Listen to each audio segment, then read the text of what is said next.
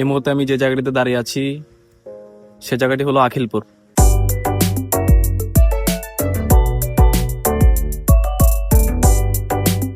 তো আপনারা যারা যারা আখিলপুর আসবেন অবশ্যই সুন্দর একটি ভিউ এবং সুন্দর একটি সামুদ্রিক ভিউ পেয়ে যাবেন।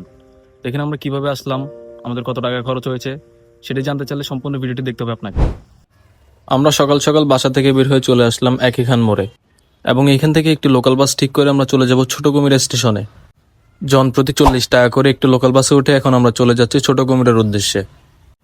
ছোট কুমির স্টেশনে নামার পর একটু সামনে এগোতে দেখলাম কতগুলো সিএনজি দাঁড়িয়ে আছে। জনপ্রতি 20 টাকা করে একটি সিএনজি ঠিক করে আমরা চলে যাচ্ছি আখিলপুর সি বিচের উদ্দেশ্যে।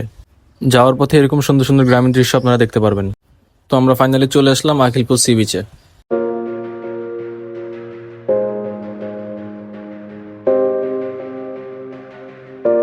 তো আখিলপুর এমন একটি বিচ যে এখানে আসলে আপনি মনে হবে মালদ্বীপ আসছেন।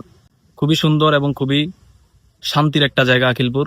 তো এখানে যারা আসবেন তারাই বুঝবেন আসলে জায়গাটা কেমন। আপনাদেরকে যদি আমি জায়গাটা ঘুরিয়ে দেখাই তাহলে দেখবেন যে সমুদ্রের সামনে অনেকগুলো বসার জায়গা রয়েছে যেগুলোতে বসে আপনি পুরো সমুদ্রটাকে উপভোগ করতে পারবেন। খুবই সুন্দর এবং খুবই শান্তির একটি জায়গা। দৃশ্যগুলো দেখলে আসলে মন জুড়ে যায়। এখানে বসার জন্য যে সিটগুলো ওনারা দিয়েছেন এগুলোর কোনো ভাড়া নেই। আপনি সিটে বসতে চাইলে ওনাদের দোকান থেকে খাবার অর্ডার করে বসতে পারবেন। তো আমরা ওনাদের দোকান থেকে একটি কাঁকড়া অর্ডার করি এবং কাঁকড়াগুলো খাই।